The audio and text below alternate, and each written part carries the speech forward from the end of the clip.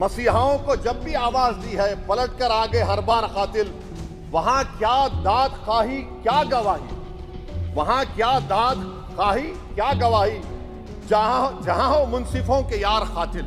आप हर मस्जिद को छीनना चाहते हैं। आप बताइए 17 करोड़ मुसलमानों को क्या पैगाम दे रहे हैं आप कि आप हर मस्जिद को छीन लेंगे मुझसे, फिर मेरा वजूद किस माने रखता है। 1991 के प्लेसेस ऑफ वर्शिप एक्ट पर क्यों नहीं बोलते आप लोग। नरेंद्र मोदी इस मुल्क में तारीख लिखना चाहते हैं कि मैंने इस देश को, गांधी अंबेडकर के देश को मैंने हिंदू राष्ट्र बना दिया। हम सोशल मीडिया के जरिए फॉरेन पॉलिसी चला रहे हैं। क्या नरेंद्र मोदी ने पार्लियामेंट को नॉमिनेट किया या पार्लियामेंट ने नरेंद्र मोदी को प्रधानमंत्री बनाया, बताइए। मैं बड़ी जिम्मेदारी के साथ कह रहा हूं कि मैं अपने बचपने में जब हिस्ट्री पढ़ता था तो मैंने एक स्टैचू की फोटो देखी थी, प्रीस्ट किंग ऑफ मोहनजोदारो। ऐसा लगता है कि वैसा ही लग रहा है कि प्रधानमंत्री नहीं है बल्कि पुजारी सम्राट बन चुके हैं वो। और मैं क्यों कह रहा हूं कि हमारे सदर जमहूरिया ने कहा था कि 22 जनवरी एक तारीखी दिन है, बिल्कुल तारीखी दिन है। 22 जनवरी की बुनियाद 6 दिसंबर 92 को रखी गई। 22 जनवरी की बुनियाद 86 में ताले खोलकर रखी गई। 22 जनवरी की बुनियाद जीबी पंत ने रखी थी। इसीलिए तारीखी दिन है। और तारीखी दिन इसलिए भी है कि सर इसी ऐवान में 16 दिसंबर 1992 को हमने एक रेजोल्यूशन पास किया था। आप बताइए कि आज इस मुल्क में चाहे कोई सेकुलर पार्टी का हो या जो भी हो, भले सब सेकुलर है, बुरा मैं हूं, किसी में हिम्मत नहीं है कि 6 दिसंबर की बात की जाए। और वो तारीखी दिन इसलिए भी है सर, इंसाफ करने वालों में एक एनसीएलटी के चेयरमैन, एक गवर्नर और एक नामजद शुदा रुकने पार्लियामेंट बैठे हुए थे। अब आप बताइए मेरे पास बचा क्या है। बचा यह है कि आर्टिकल 32 बचा है जिसको बाबा साहब अम्बेडकर ने दिया। आज मुल्क के 17 करोड़ मुसलमान भारत के वजीर आजम पर एतमाद भरोसा नहीं करते, बिल्कुल नहीं करते, बता रहा हूं, खुल के कह रहा हूं। अगर आप आर्टिकल 32 का ड्यू प्रोसेस ही खत्म कर देंगे तो फिर मेरे पास क्या बचेगा सर, क्या बचेगा। मैं तो यहां खड़े होकर वो सुप्रीम कोर्ट के मायानाज बेबाक वकील दुष्यंत दवे की तरह तो नहीं कह सकता। मुझे आज भी रूल ऑफ लॉ में भरोसा है, मुझे आज भी कानून पर, संविधान पर भरोसा है, मगर ड्यू प्रोसेस तो फॉलो होना चाहिए। ड्यू प्रोसेस फॉलो नहीं हो रहा। एक तारीखी दिन 22 जनवरी था, एक तारीखी दिन 31 जनवरी था। सर रात के अंधेरे में अपील किए बगैर आप आरे लेकर रास्ता खोल देते हैं। क्या पैगाम दे रहे हैं सर। 600 साल की मेहरौली की मस्जिद को बगैर को नोटिस दिए आपने डिमोलिश कर दिया। मैं जिम्मेदारी के साथ कह रहा हूं कि भारत के प्रधानमंत्री और उनकी सरकार भारत के मुसलमानों से उनकी शनाख्त को छीनना चाहते हैं। ख्वाजा अजमेरी के आस्थाने पर चादर बिछाइए, मगर आप जो चादर मुझसे छीनना चाह रहे हैं मेरी मस्जिद है। आप हर मस्जिद को छीनना चाहते हैं। आप बताइए 17 करोड़ मुसलमानों को क्या पैगाम दे रहे हैं आप कि आप हर मस्जिद को छीन लेंगे मुझसे, फिर मेरा वजूद किस माने रखता है, मेरा शनाख्त क्या माने रखता है, रूल ऑफ लॉ क्या माने। अच्छा 1991 के प्लेसेस ऑफ वर्शिप एक्ट पर क्यों नहीं बोलते आप लोग। आप उस पर कायम है नहीं है। आप 500 साल की बात करते। मैं आपसे कहता हूं भाई 500 साल पे मत जाइए, बौद्ध पे जाइए, जैनिज्म पे जाइए, शैविज्म पे जाइए, कहां रुकेंगे। अरे इस देश को आजादी मिली 47 में, संविधान मिला हमको बाबा साहब अम्बेडकर का, बराबरी का। उससे पहले तो राजा रजवाड़े थे, जमहूरियत नहीं थी, लोकतंत्र नहीं था, मगर आप उसको उस बारे में लेके जाते। अरे 500 साल आगे क्या होगा बताइए। आप किसी एक सिविलाइजेशन, सर अंग्रेजी में किसी ने कहा था civilization can not be rewritten by hatred, history can not be corrected by demolition. आप ये नहीं कर सकते। और मैं उम्मीद करता हूं कि जब मौर्रिख तारीख लिखेगा, नरेंद्र मोदी इस मुल्क में तारीख लिखना चाहते हैं। क्या तारीख लिखना चाहते हैं कि मैंने इस देश को, गांधी अंबेडकर के देश को मैंने हिंदू राष्ट्र बना दिया। मैं उम्मीद करता हूं कि हमारे भारत के, हमारे हिंदू भाई देश के प्रधानमंत्री की सोच को नाकाम करेंगे। उन पर है, अब देखते हैं क्या होता है। सर नेबरहुड फर्स्ट की पॉलिसी है। नेबरहुड फर्स्ट क्या हो रहा है सर। हम सोशल मीडिया के जरिए फॉरेन पॉलिसी चला रहे हैं। मालदीव छोटा मुल्क, वो हमको आंख दिखा रहा है, चीन की गोद में बैठ गया। हमारे लद्दाख में हमारे जो लोग जानवर को लेकर घास चराए जाते, वहां पर चीन की आर्मी आके रोक रही। बताइए बांग्लादेश चीन की गोद में बैठा हुआ है। आप गैलेंट्री अवार्ड दे रहे हैं, क्यों दे रहे हैं कि चीन बैठा हुआ है। तो आपका बफर जोन गया कहां भाई साहब। आपका बफर जोन तो कहां गया नहीं मालूम, गायब हो गया बफर जोन।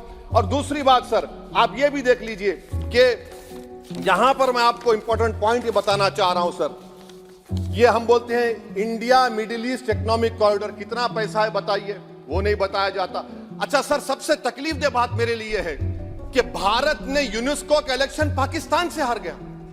हम पाकिस्तान से हार गए, ये आपकी फॉरेन पॉलिसी है। यूनेस्को के इलेक्शन हम पाकिस्तान से हार गए। अच्छा, मामला इजराइल का, फलस्तीन का, गाजा का आया, अक्टूबर में 10,000 लोग मर गए, हमने यूएन में सीज फायर की तायीद नहीं की। दिसंबर आया, 20,000 मर गए, तो हमने तायीद कर दी। क्यों तायीद की? क्योंकि ग्लोबल साउथ को हमको फॉलो करना पड़ रहा है। भारत ग्लोबल साउथ को फॉलो कर रहे, मेरे लिए तकलीफदेह बात है। यह आपकी नाकामी का बहुत बड़ा सबूत है। इसीलिए हम बता रहे हैं कि यह सरकार की बहुत से नाकाम। अलीगढ़ मुस्लिम यूनिवर्सिटी, आखिरी पॉइंट, अलीगढ़ मुस्लिम यूनिवर्सिटी। सर, आप उत्तर प्रदेश से आते हैं। सर, 81 में एक्ट पास हुआ। हमारा लॉ ऑफिसर कोर्ट में कहता है कि मैं पार्लियामेंट के एक्ट को नहीं मानता। कैसे नहीं मानते सर? क्या नरेंद्र मोदी ने पार्लियामेंट को नॉमिनेट किया या पार्लियामेंट ने नरेंद्र मोदी को प्रधानमंत्री बनाया? बताइए। 81 के एक्ट को नहीं मानते। सर, 2 ही तो सेंट्रल यूनिवर्सिटी है मुसलमानों के।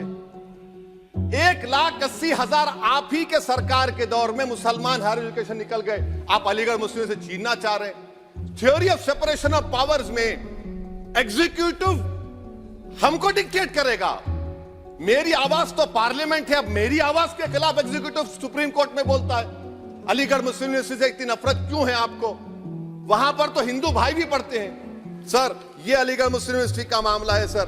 तो मैं आपसे इस बात पर, इस शेर पर अपनी बात को खत्म कर रहा हूं सर। आप भी उर्दूदां हैं जी। मसीहाओं को जब भी आवाज दी है, अहमद फराज का शेर है जी जी। मसीहाओं को जब भी आवाज दी है, पलट कर आ गए हर बार कातिल। मसीहाओं को जब भी आवाज दी है, पलट कर आ गए हर बार कातिल। वहां क्या दाद खाही, क्या गवाही, वहां क्या दाद खाही, क्या गवाही, जहां हो मुंसिफों के यार कातिल। सर, मैं फिर से हुकूमत से मुतालबा करता हूं कि अल्पसंख्यक समाज के बजट के स्कॉलरशिप को आप डिमांड ड्रिवन करिए। भारत के प्रधानमंत्री, प्रधान सेवक रहिए। आप कोई प्रीस किंग मत बन जाइए। आप जीतेंगे, कौन जीतेंगे देश तय करेगा। मगर याद रखिए, 17 करोड़ मुसलमान आज गम और गुस्से में हैं और इस बात को महसूस कर रहे हैं, इस बात को महसूस कर रहे हैं कि प्रधानमंत्री को हम नोट नहीं दिए, मगर हमारा प्रधानमंत्री है। आखिर ये प्रधानमंत्री 17 करोड़ मुसलमानों की उनकी शनाख्त को कैसे मिटा रहे हैं, कैसे उनको आप मार्जिनलाइज कर रहे हैं। इसीलिए सर, मैं उम्मीद करता हूं कि हमारे सेक्युलरिज्म जो है, वो मैं पॉलिटिकल सेक्युलरिज्म कभी नहीं माना। जो सेक्युलरिज्म संविधान में लिखा गया, उसकी हिफाजत करेंगे। मुल्क अहम है, वरना याद रखिए, आप चुनाव जीते या हारे, मगर अगर आप 17 करोड़ एक जनता को आप गैर यकीनी कैफियत पैदा कर देंगे, ये देश के हित में नहीं होगा। बल्कि हम तो उम्मीद कर रहे हैं कि ड्यू प्रोसेस अदालत फॉलो करेगी। अदालत अगर एक तरफा फैसले करेगी तो गलत होगा सर। मित्रों, इस वीडियो का उद्देश्य ज्ञानवापी व्यास तहखाना के अंदर काशी विश्वनाथ मंदिर के तहखाने और विवादों के रहस्य को उजागर करना है। व्यास जी का तहखाना काफी ऐतिहासिक है और धार्मिक महत्व रखता है। व्यास जी के तहखाने में मिले साक्ष्य मंदिर की मौजूदगी का समर्थन करते हैं। ज्ञानव्यापी में निर्धारित स्थान पर पूजा को लेकर विवाद है। मुस्लिम पक्ष तय जगह पर पूजा रोकने की कोशिश कर रहा है। ज्ञानव्यापी के अंदर तहखानों और पूजा क्षेत्रों का विवरण स्पष्ट रूप से मिलता है। ज्ञानवापी का इतिहास और रहस्य भी खुल गया है।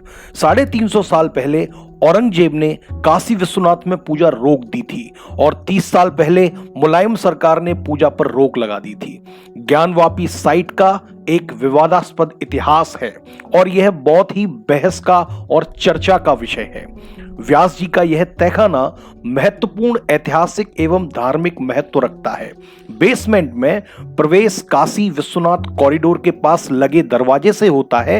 यह श्रृंगार, गौरी और नंदी मंदिर सहित विभिन्न क्षेत्रों की ओर जाता है। बेसमेंट में कई कमरे और दरवाजे हैं। दावा किया जा रहा है कि यह अंजुमन अंजाम मस्जिद कमेटी के अधिकार में है। यहां रामायण काल से ही पूजा अर्चना होती आ रही है।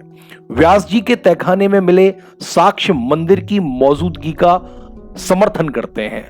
व्यास जी के तहखाने में रोशनी से औरंगजेब के अत्याचारों और सनातन की उपस्थिति के व्यापक प्रमाण मिले हैं। एएसआई की रिपोर्ट में टूटी मूर्तियों से मंदिर होने की पुष्टि हुई है।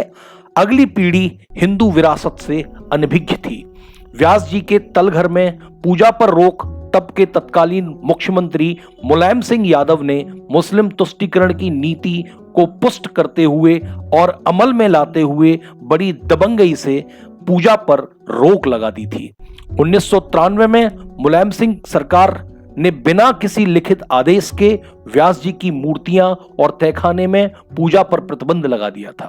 इस प्रतिबंध ने औरंगजेब के शासनकाल के समान एक युग लागू कर दिया था, जिससे हिंदुओं को पूजा करने के लिए तहखाने तक पहुंचने से रोक दिया गया था। व्यास जी के तहखाने में हिंदू अनुष्ठानों का पुनरुद्धार हुआ है। कोर्ट ने हिंदुओं को शांतिपूर्वक अनुष्ठान करने का अधिकार दे दिया है।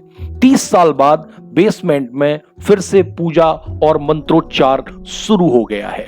ज्ञानवापी व्यास तहखाने में मूर्तियां मिली हैं।